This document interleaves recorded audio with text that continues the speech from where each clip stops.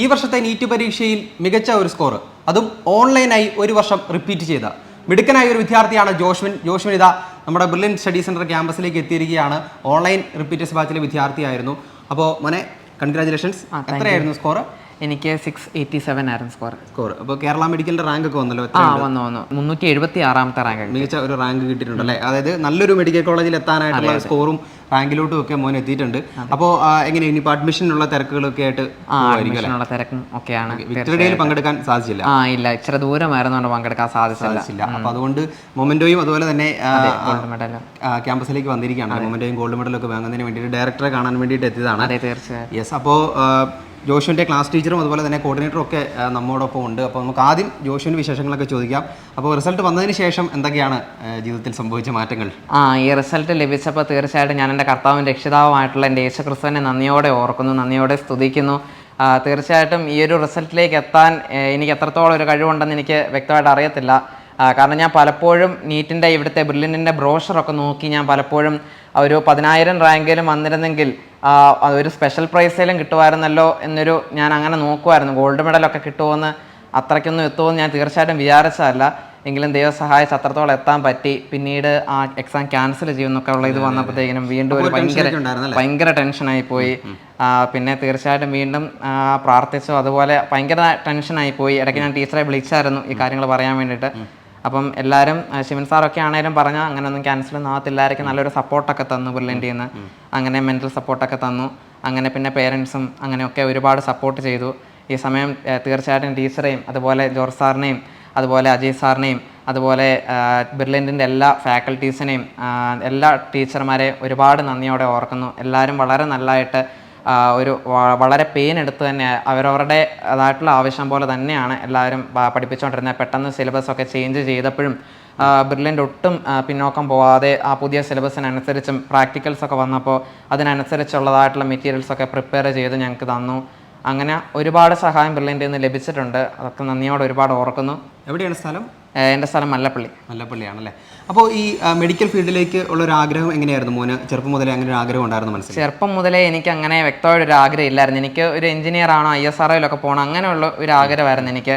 പിന്നീട് പപ്പ ഇടയ്ക്കിടയ്ക്ക് പറയുമായിരുന്നു, നിനക്ക് മെഡിസിന് പോയാൽ പോരെ എന്ന് ഇടയ്ക്കിടയ്ക്ക് പറയാം. അപ്പോഴൊക്കെ ഞാൻ നല്ല ചെറുത്ത് നിൽക്കുമായിരുന്നു, എനിക്കിഷ്ടമല്ലെന്ന് പറഞ്ഞ്. പിന്നെ ഒരു 8ാം ക്ലാസ്സൊക്കെ ആയപ്പോഴത്തേക്കും എങ്ങനെയോ ഒരു ചെറിയ താല്പര്യം ഉള്ളിൽ തോന്നി തുടങ്ങി. ആ സമയത്തേക്കിന് ചേച്ചിയും ബ്രില്യൻറ്റിൽ റിപ്പീറ്റ് ചെയ്തായിരുന്നു. റിപ്പീറ്റ് ചെയ്തപ്പോഴത്തേക്കിനും ദിവസം ചേച്ചിക്കും അഡ്മിഷൻ കിട്ടിയായിരുന്നു. ഓൾ ഇന്ത്യ വഴിയായിരുന്നു അഡ്മിഷൻ കിട്ടിയത്. അപ്പോൾ അങ്ങനെയൊക്കെ ചേച്ചി MBBS കിട്ടിയത്. അങ്ങനെ പോകുന്ന കണ്ടപ്പോൾ എനിക്കൊരു ചെറിയ മോട്ടിവേഷനായി, എനിക്കും പോകണമെന്ന് തോന്നി. അങ്ങനെ പിന്നെ ഹോസ്പിറ്റൽസിലൊക്കെ കയറുമ്പോഴും അവിടുത്തെ ഡോക്ടർമാരൊക്കെ ശ്രദ്ധിക്കുകയും അപ്പോൾ അവിടുത്തെ ആ ഒരു മണവും അങ്ങനെ ഒരു ഹോസ്പിറ്റലിലെ ലോഷൻ്റെ മണം അറ്റ്മോസ്ഫിയർ ഭയങ്കര ഇഷ്ടമായിരുന്നു. അങ്ങനെ ഒരു രീതിയിൽ പിന്നെ നല്ല ചാരിറ്റബിൾ ആയിട്ടുള്ള പ്രവർത്തനങ്ങൾ നടത്താമെന്നൊക്കെയുള്ള അങ്ങനെ ഒരു ആഗ്രഹം എൻ്റെ ഉള്ളിലുണ്ട്. അങ്ങനെ ഒരു നല്ലൊരു ദൈവസ്നേഹത്തോടെ കാര്യങ്ങൾ ചെയ്യാമെന്നുള്ള രീതിയിൽ. അപ്പോൾ ആ ഒരു താല്പര്യവും ഈ ഒരു പ്രൊഫഷൻ ഏറ്റവും നല്ലതെന്ന് എനിക്ക് തോന്നി. മറ്റൊരു പ്രൊഫഷനെ കഴിഞ്ഞും രോഗികളുടെ ഇടയിലൊക്കെ നല്ല ശുശ്രൂഷ ചെയ്യാം, ആ ഒരു ആഗ്രഹം ഉള്ളിലുണ്ടായിരുന്നു. ഒരു പ്രൊഫഷൻ എന്നതിലുപരിയായ ഒരു സാമൂഹ്യ സേവനവും കൂടിയാണ്. അതെ, ഒരു പാഷനായിട്ട്. തീർച്ചയായിട്ടും. ഓൺലൈനായിട്ട് റിപ്പീറ്റ് ചെയ്യുന്ന ഒരു സമയത്ത് എങ്ങനെയായിരുന്നു ഒരു സ്റ്റഡി പ്ലാൻ, ക്ലാസ്സുകളൊക്കെ എങ്ങനെയാണ് കണ്ടുകൊണ്ടിരുന്നത്? അതുപോലെ തന്നെ വീട്ടിലൊക്കെ ഇരുന്ന് പഠിക്കുമ്പോൾ സ്വാഭാവികമായിട്ടും മറ്റുള്ള ഡിസ്ട്രാക്ഷൻസ് ഒക്കെ വരാനുള്ള സാധ്യതയുണ്ട്. അപ്പം എങ്ങനെയായിരുന്നു ആ ഒരു ഓൺലൈൻ പഠനം? ഓൺലൈൻ പഠനം ഞാൻ വീട്ടിലൊരു മുറി സെപ്പറേറ്റ് എടുത്ത് ആ ഒരു മുറിയിൽ തന്നെയായിരുന്നു കംപ്ലീറ്റ്. കഴിക്കാനായിട്ടൊക്കെ മാത്രമേ താഴെ ഡൈനിങ്ങിലോട്ടൊക്കെ വരത്തുള്ളായിരുന്നു. അല്ലാതെ ജസ്റ്റ് TV ഒക്കെ കാണാൻ ഒരു കുറച്ച് സമയമൊക്കെ വല്ലതും ഇരുന്നെങ്കിൽ അതിൽ കൂടുതലായിട്ടൊന്നും ഇരിക്കത്തില്ലായിരുന്നു. പിന്നെ ഞാൻ ഒരു വട്ടം അല്ലാതെ ഓഫ്ലൈനായിട്ട് റിപ്പീറ്റ് ചെയ്തായിരുന്നു ബ്രില്യൻറ്റിൽ തന്നെ. അപ്പോൾ ആ ഒരു എക്സ്പോഷർ അത്യാവശ്യം സബ്ജക്റ്റുമായിട്ട് ഉണ്ടായിരുന്നു. അപ്പോൾ പിന്നീട് അധികമായിട്ട് എനിക്ക് ക്ലാസ് കാണേണ്ടതായിട്ട് വന്നില്ല. അതുകൊണ്ട് ഞാൻ കൂടുതൽ സമയം തുടക്കം തൊട്ടേ ഇരുന്ന് ക്വസ്റ്റ്യൻസ് മാത്രം പ്രാക്ടീസ് ചെയ്യുമായിരുന്നു. അങ്ങനെ ക്വസ്റ്റ്യൻസ് മാത്രം പ്രാക്ടീസ് ചെയ്യുകയും ഇവിടെ പരീക്ഷ ഇടുന്ന സമയത്ത് ഞാൻ ആദ്യം ഇങ്ങനെയല്ല ചെയ്തത്. ഇപ്പോൾ ഒരു വർക്ക് ബുക്കും സ്റ്റഡി മെറ്റീരിയലും ഒരു ക്ലാസ് നടന്നുകൊണ്ടിരിക്കുന്നതിന് ഇടയ്ക്ക് തന്നെ ഞാൻ അത് ജസ്റ്റ് ഞാൻ പഠിച്ചിട്ട് ഞാൻ വർക്ക് ബുക്കും മെറ്റീരിയലും ചെയ്ത് തുടങ്ങുമായിരുന്നു. അപ്പോൾ ക്ലാസ് പോകുന്നതിൻ്റെ ഇടയിൽ ഞാൻ തന്നെ പഠിച്ച് ചെയ്തുകൊണ്ടിരിക്കും. പഴയ നോട്ടൊക്കെ വെച്ച് പഠിക്കും. ബ്രില്യൻറ്റിലെ നോട്ടുണ്ടല്ലോ, ഓഫ്ലൈൻ ബാച്ചിൻ്റെ നോട്ട്. അപ്പോൾ അങ്ങനെ വെച്ച് പഠിക്കും.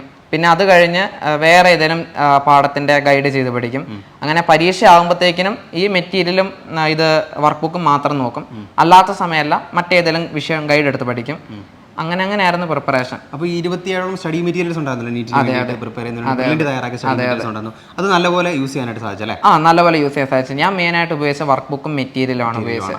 അപ്പോൾ അതോടൊപ്പം തന്നെ ഇ ലേണിംഗ് ആപ്പും ഇ ലേണിംഗ് ആപ്പ് ഒരുപാട് സഹായമായി. കാരണം ഞാൻ റിപ്പീറ്റ് നേരത്തെ ചെയ്തു എന്ന് പറഞ്ഞെങ്കിലും എനിക്ക് റേ ഒപ്റ്റിക്സ് അതുപോലെ ഫിസിക്സിന് 1-2 ക്ലാസ്സൊക്കെ എനിക്ക് ബുദ്ധിമുട്ടായിരുന്നു. അതുകൊണ്ട് അത് വീണ്ടും ഞാൻ ഇ ലേണിംഗ് ആപ്പ് വഴിയാണ്. കാരണം ഇ ലേണിംഗ് ആപ്പിൽ ഒരുപാട് ക്ലാസ്സുകളുണ്ട്, പല സാറുമാരുടെ നമുക്ക് ഇഷ്ടമുള്ള സെലക്ട് ചെയ്ത് കേൾക്കാം. നമ്മുടെ താല്പര്യം അനുസരിച്ച് ഓരോരുത്തരുടെ അഭിരുചി ഓരോ രീതിയിലാണല്ലോ. അപ്പോൾ അതനുസരിച്ച് നമ്മുടെ ടേസ്റ്റിനനുസരിച്ചുള്ള ക്ലാസ് നമുക്ക് സെലക്ട് ചെയ്ത് കാണാം. പിന്നെ ക്വസ്റ്റ്യൻ അറിയാൻ മേലാത്ത ഭാഗം ഉണ്ടെങ്കിൽ ടോപ്പിക് അനുസരിച്ച് ക്വസ്റ്റ്യൻ ചെയ്യാം. അങ്ങനത്തെ ധാരാളം ഗുണം ഉണ്ടായിരുന്നു ഇ ലേണിംഗ് ആപ്പ്. അപ്പോൾ അതുപോലെ തന്നെ ഇപ്പം നല്ലൊരു മാർക്ക് കിട്ടിയിട്ടുണ്ട്. അപ്പോൾ ഇനി മോന് മനസ്സിൽ ലക്ഷ്യമുള്ള ഒരു കോളേജ് അല്ലെങ്കിൽ ആഗ്രഹിച്ച ഒരു കോളേജ് അങ്ങനെയുണ്ടോ? ഞാൻ നേരത്തെ മുതൽ ആഗ്രഹിച്ച കോട്ടയം ഗവൺമെന്റ് മെഡിക്കൽ കോളേജ് തന്നെയാണ് ആഗ്രഹിച്ചത്.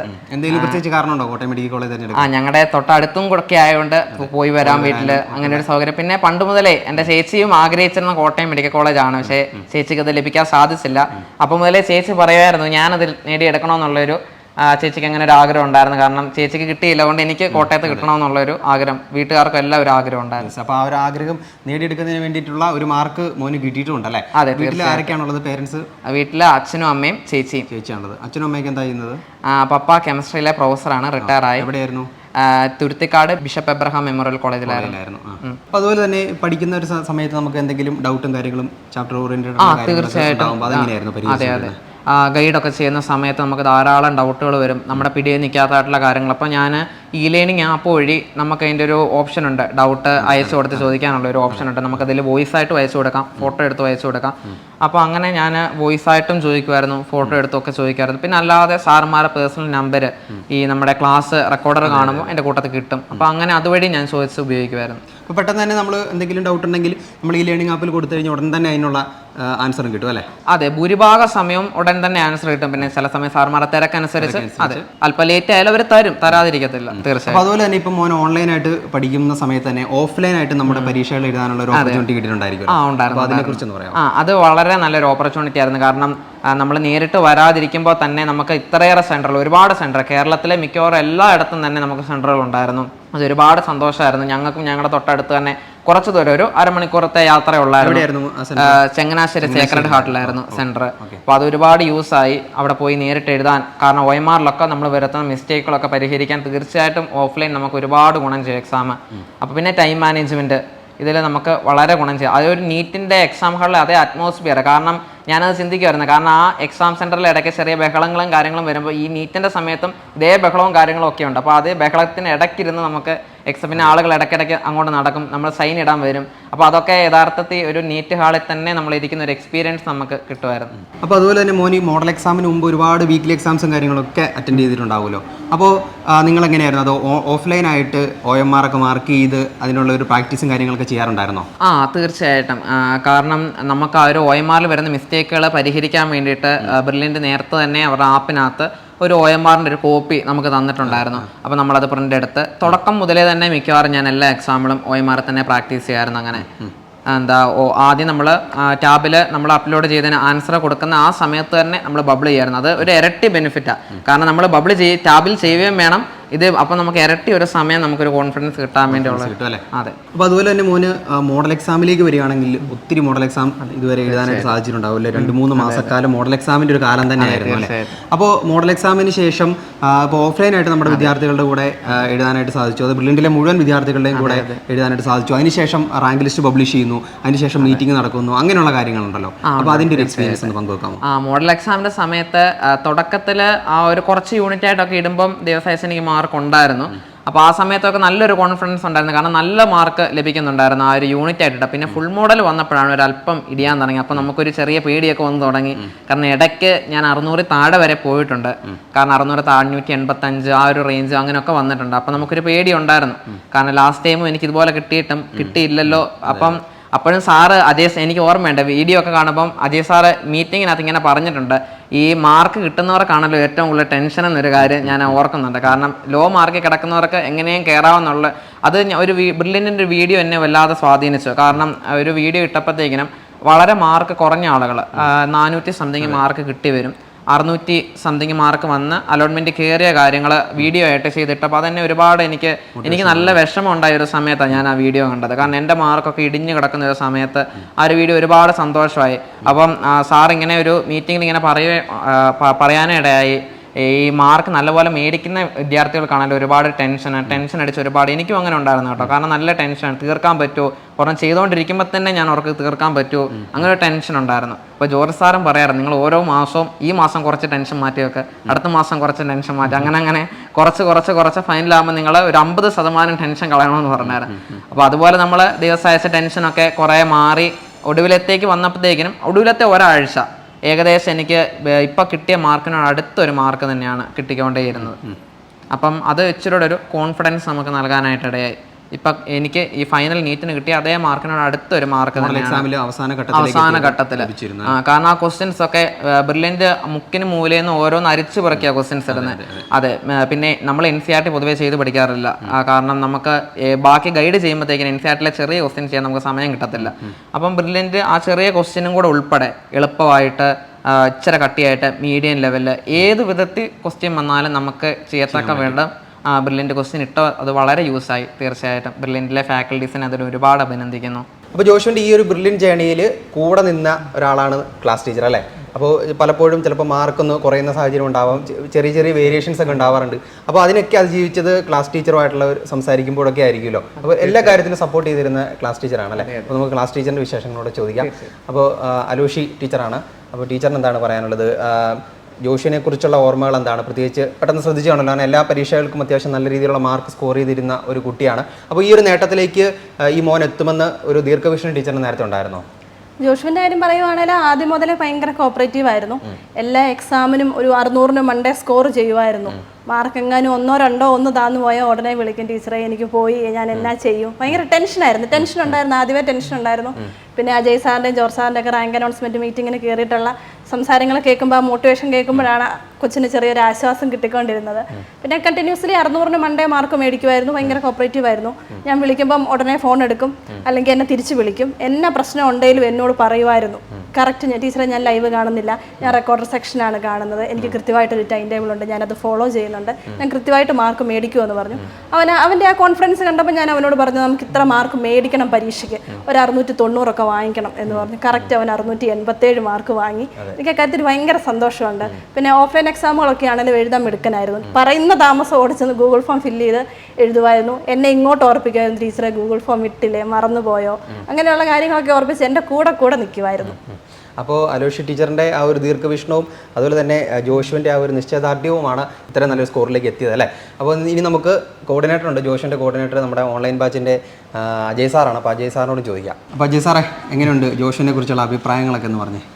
ജോഷിനെ കുറിച്ച് അഭിപ്രായത്തെക്കാളും ഇപ്പോൾ നമുക്ക് ഏറ്റവും കൂടുതൽ തോന്നുന്നതെന്ന് പറഞ്ഞ ഒരു അഭിമാനമാണല്ലോ. അതെ, ഞാൻ പറഞ്ഞു ഞങ്ങൾ ഓൺലൈൻ ബാച്ചിൻ്റെ കാര്യത്തിൽ നമ്മൾ എപ്പോഴും പറയും, സ്റ്റുഡൻസ് ഇപ്പോൾ ഞാൻ മീറ്റിങ്ങിൽ സംസാരിക്കുന്ന സമയത്ത് ഇപ്പോൾ ഒരു നമ്മുടെ മീറ്റിങ്ങിൽ ഇപ്പോൾ ഒരു 1600 അല്ലെ 2000 സ്റ്റുഡൻസ് ഉണ്ടാവും, ബാച്ചിലൊരു 6000 അല്ലെ 6500 സ്റ്റുഡൻസ് ഉണ്ടാവും. ഞാൻ അങ്ങോട്ടേക്ക് സംസാരിക്കുമ്പോൾ ഇൻഡിവിജ്വലി ഇപ്പോൾ നമ്മളോട് സംസാരിക്കുന്ന പല സ്റ്റുഡൻസും ചോദിക്കുന്ന ഡൗട്ടുകളായിരിക്കും പലരുടെയും സംശയം എന്നുള്ള രീതിയിൽ നമ്മളതിന് മറുപടി ആയിട്ട് പറയുന്നത്. അപ്പോൾ അതിൽ നമ്മൾ സംസാരിക്കുമ്പോൾ തന്നെ നമുക്കറിയാം ഇതിനപ്പുറത്ത് ഇപ്പം ജോഷ്വിൻ ഉണ്ട്, അല്ലെങ്കിൽ ജിയോ ഉണ്ട്, അങ്ങനെ പല സ്റ്റുഡൻസ് അപ്പുറത്തിരിപ്പുണ്ടെന്ന് നമുക്കറിയാം. അപ്പം നമ്മളൊരു എക്സാമിനേഷൻ കഴിയുമ്പോൾ കോമൺ ആയിട്ട് സ്റ്റുഡൻസ്, ഇപ്പോൾ പാലായിൽ എഴുതുന്ന സ്റ്റുഡൻസ് ഉള്ളപ്പം അവരുടെ മുഖത്ത് വരുന്ന എക്സാം എഴുതിക്കൊണ്ടിരിക്കുമ്പോൾ ഉള്ള എക്സ്പ്രഷൻസിൽ നിന്ന് നമുക്ക് മനസ്സിലാവും ഇന്നത്തെ എക്സാമിനേഷൻ എങ്ങനെയായിരിക്കും ഓരോ വിഭാഗം സ്റ്റുഡൻസിനും ഫീൽ ചെയ്തിട്ടുണ്ടാവുന്നത്. അപ്പോൾ അതിന് മറുപടിയാണ് നമ്മൾ മീറ്റിങ്ങുകളിൽ പറയുന്നത്.